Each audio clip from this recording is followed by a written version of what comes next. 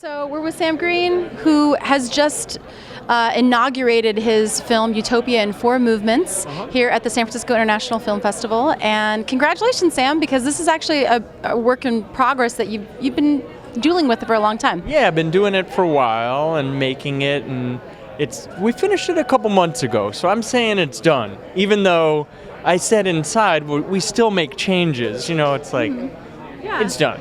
And I just want to point out that, you made Hope hot before Obama. Like, this was that you were already on the Hope tip before Obama kind of went with it. Thank you. I mean, the Obama Hope, I was so amazed at how quickly it evaporated. I love Obama, so don't get me wrong, but it was like that kind of like cotton candy hope. He doesn't watch for this episode. Okay, shit. But that kind of cotton candy hope, it doesn't, it was going to like go away very fast, and I feel like we need some real hope, or like some complex hope. I need some to keep on going. So that's what this piece was about, trying to look at the past 100 years especially, and take something from it that's hopeful in a measured way. So you split it into 4 different segments, and I'm wondering how you even came. I mean, we were talking with one of the viewers tonight, Jeff Taylor, and he was just going, it's this insanely broad topic. Yeah. How do you narrow it down into 4 vignettes? Well, that's the thing, like making a movie about utopia or hope, it's a hard, slippery topic to access, and so I like stories a lot. All of my movies are about stories that hopefully evoke issues, not about issues.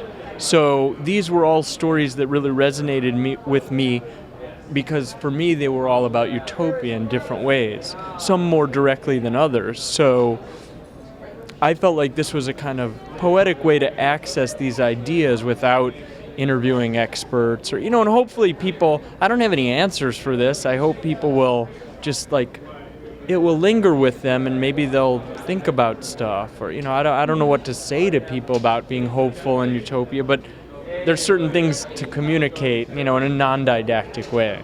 That's what I'm into. And so you mentioned that you did not do it in a traditional way. So I'm wondering if you can break down for people exactly what is the unique aspect about your documentary. This is a live movie, and by that I mean it only happens when we do it. I narrate it in person and cue images on a laptop, and there's a band that plays a soundtrack, and Dave Surf mixes it all and cues things. So it's a live movie. You could call it's a fancy lecture. I've called it that before too. But it's like, I don't know what to call it exactly, but I actually still consider it a film. It's a film. I mean, hey, Al Gore did it, right? And he just had like a cherry picker that went up and down. That's on true. the. But nobody called his PowerPoint presentation a film. It was only when they made a film of it. But there are a lot of traditions in film history that are antecedents to this. Live movies in Japan, before there was sound, there would be people who would narrate the movies. Yeah. Benchi. Yeah.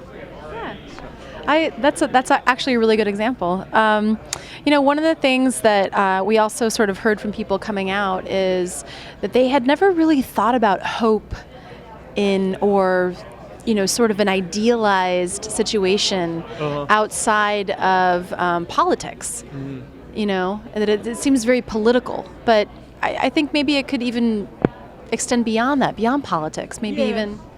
I mean, it's. If you get too far away from politics and you're talking about this kind of stuff, it's almost like weird new agey stuff. And, I don't want to go too far, but it's true. I mean, this is a much less overtly political movie than the other movie, The Weather Underground, I made. But in a way, it's still the same issues, and it's still like dealing with engaging with the world or not, or how can you... I mean, because to me, how can you have a better world if you can't really imagine it? It's important to be able to use imagination and whimsy and utopia as an inspiration and a muse in order to know where you want to go, to come up with some crazy ideas. So you're so freaking crazy, you new age hippie.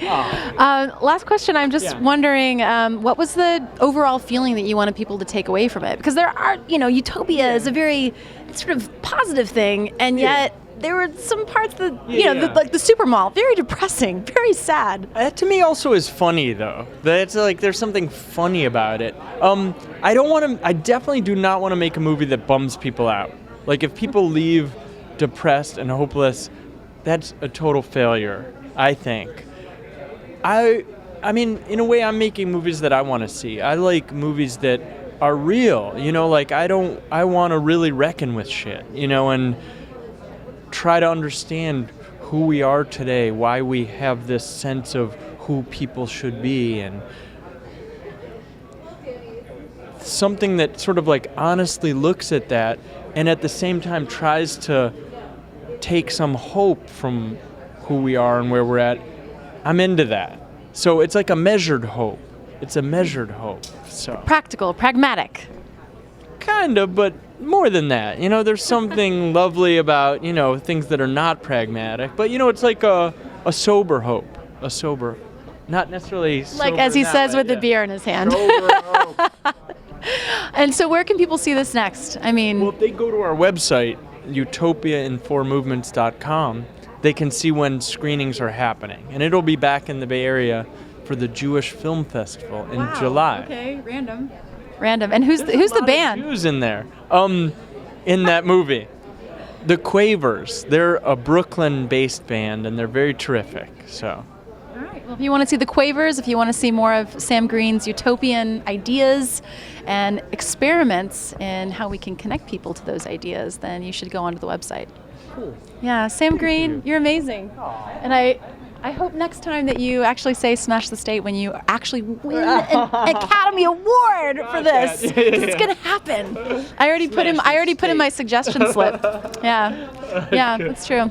VSF, Sunny Angulo, thank you so much.